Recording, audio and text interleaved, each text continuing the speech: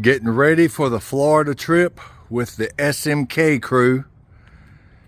Headed down to Headwaters to do some bass fishing, see if we can't beat our personal bests, maybe even break some double digits. Who knows? Bottom line is we're going to have some fun, and I have made some adjustments to my kayak since then. So now I've got this side mount for my catch board, and it is a oar holder, paddle holder that saw somebody use as a catch board holder, which I thought was really cool. So I went with my longer catch board, which now I can fit it on the side, which the longer one will not fit underneath the seat.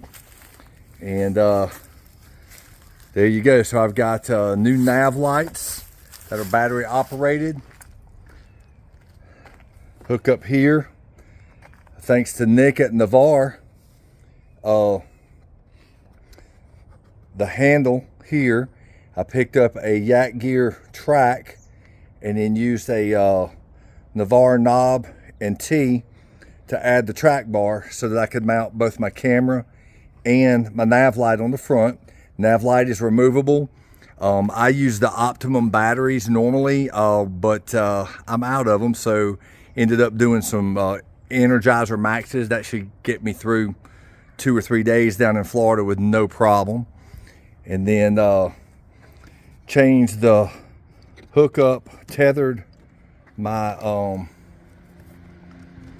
wire tied little split ring key ring here to tether my Yak Gear 6-foot pole that can be used as anchor spots in front and rear.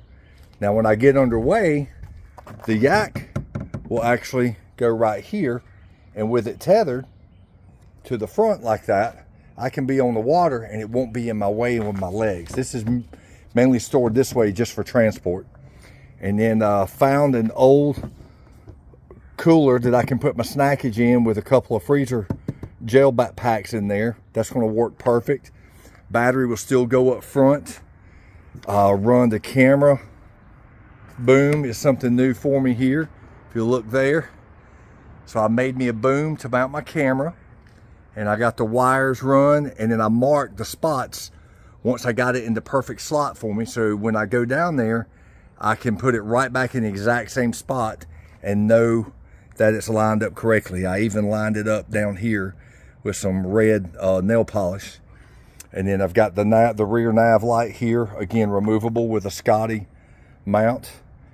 And that, I believe, is pretty much it. So I've got 10-foot USB A to C running up to the top of that. And then under here,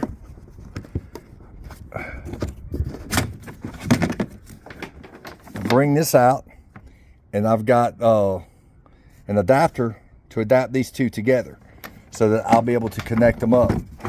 And that way I can use the USB connector from the front battery position where I usually keep my battery and power both cameras and my fish finder off of one 10 amp hour battery, and should be good to go. I made a second box that's not quite complete, but I really don't think I'm going to need it. I believe I'll be okay. So put that back there, and then what I'll probably do here is I'll probably take like a bungee cord and then strap that maybe back to the box itself right here somehow, or use a tether or something like that. But once I'm underway and that's got the ice box, the ice pack in there, that's not going to go anywhere, and I'm definitely not going to go down the road with it sitting back there. So, but there you go. Those are the updates. I picked up a safety flag from Navarre to hang on the back. This started getting a little tattered. I've got a spare, but I'm going to use this as the flag. And I've got the wire ties for the wire up here, all the way up there. And I used the little split rings there and there. So if I want to take it higher, I can, and still keep the flag just above my head during the day. I can turn off the light. So if I press and hold that, you can see I've got the nav light for the back, press and hold again, and it takes it off. It even has a strobe option, so if I press and hold it and then tap it again, then it strobes, which is pretty cool. So take that off, and then we go back to the front, and then there's my red. There's my green, and there's both. There you go. So now, if we get out just before sunlight, I'll be safe on the water. I will be within Coast Guard regulations. So there you go. And I'll have my whistle around my neck.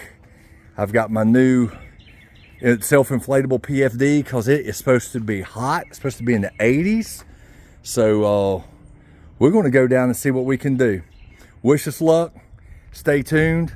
Video is coming with results from the trip, and it will more likely be posted on both my YouTube channel and the SMKA YouTube channel for Brian Mitchell, who runs that and organized the trip. Huge thanks out to Brian and the SMKA team for inviting me to come down. I am really looking forward to this. Next thing is I've got to clean it up a little bit. Got some mud tracks on here from when I took it to the little pond. But outside of that, I think she's about ready to go. So wish us luck. In the meantime, you guys get out there and cast a line and tight lines.